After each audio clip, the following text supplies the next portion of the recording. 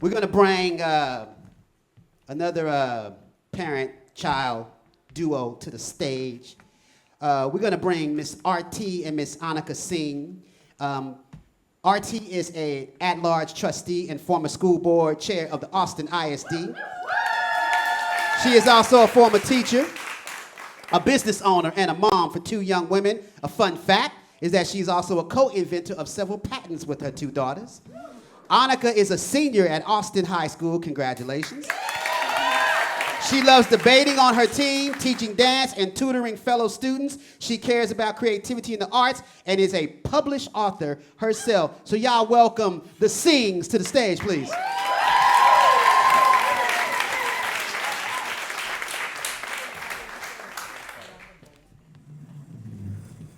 Hey, y'all. Black is beautiful. That was amazing. Good job. All right. So, we would like to present to you just a conversation between a mother and daughter who have experienced very different climates growing up around the teen violence dating scene. And we have some questions to ask each other at random. I'll pull the first one.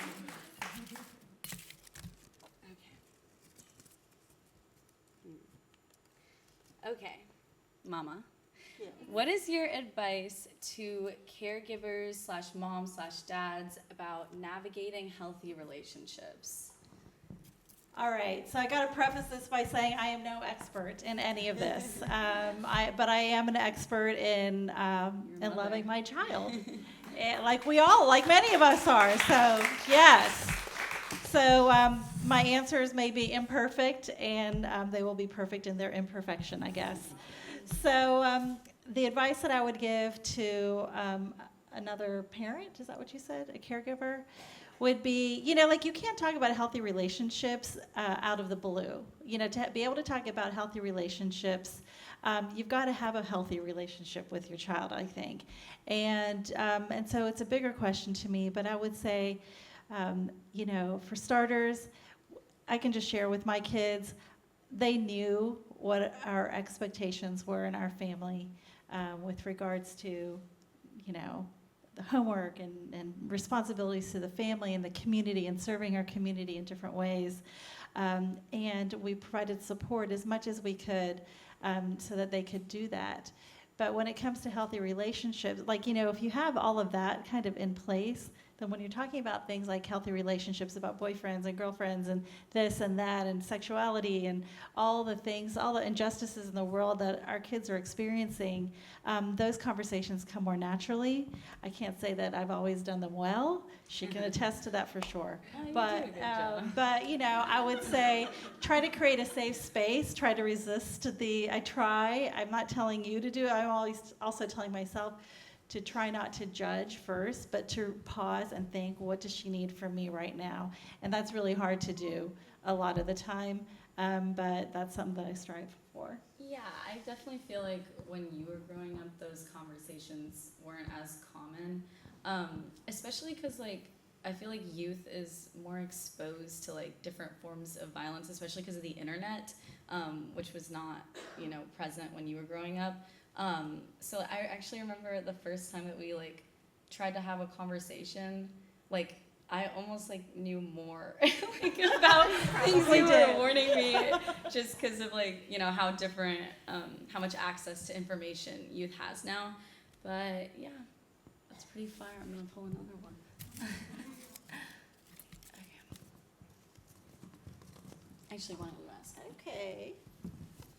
All right. Oh, what's your advice to teens about healthy relationships? So you can start. Okay. Well, thanks so much for asking. I think that I think a really big thing that can because obviously it's not like you're in a really great relationship and then you wake up and they're abusing you, right? It's a progression into it where each partner starts getting normalized with more and more violent behavior to the point where this is teen dating violence, where even the perpetrator themselves might not, of course, accountability is very important, but they might not always even know what they're doing is violent to their partner.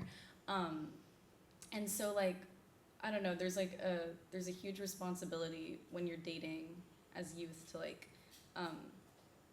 watch body language and pay very close attention to, how their behavior is in response to yours. And communication is obviously critical. But I think at the point where you can track other metrics of your life, such as grades or your relation or how much time you're spending with your family, if those start to falter, I think that's when it should be a warning to you that this relationship is unsustainable, whether it's violent at the point of violence or just damaging to you, because when you're young, the most important thing is your future. And yeah, it's important to communicate with your partner and also know when to let go. But yeah. Awesome. I'll just say what she said. Okay, my question to you is, what would you like to see schools do to prevent teen dating violence? I think that schools sometimes, there's a lot of bureaucratic things that kind of get in the way of reporting, and kids don't trust this ambiguous system of reporting. Because I remember one time one of my friends, actually there have been 2 times where my friends have reported a guy in our classes harassing them in some way or another, and it was always then my friends who got switched out of those classes and their entire schedules were uprooted. And I think that just sends a really bad message to kids.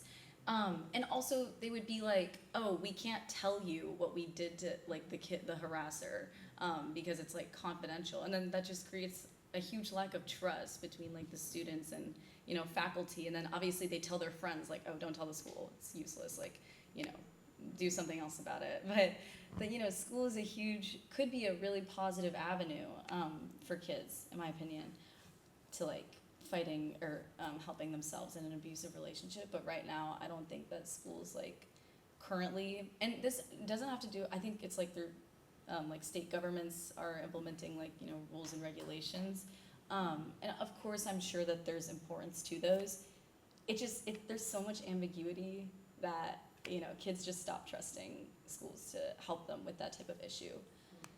Yeah, fixing that would be good. All right. Speak the truth. I love it. And she's 100% right. Honestly, there's a lot we could do as a school system. It's got to start with, I think, changing the culture and programs like Expect Respect. What y'all do is amazing in doing that. Yes. Events like this, just bringing people together and just saying this is something that's important. And so I think bringing kids into policy making also for the district, with the help of Shannon, actually, we did change some policies in the school district. We made our Title IX reporting process more streamlined and transparent. We changed our student code of conduct to include things in there that directly address teen dating violence and sexual harassment, things like that. So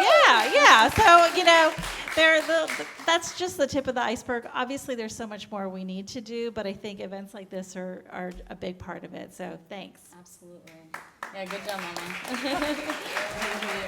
Well, I hope you enjoyed our conversation. It was very authentic and exactly how we talk to each other at home. Exactly. All right, thank you.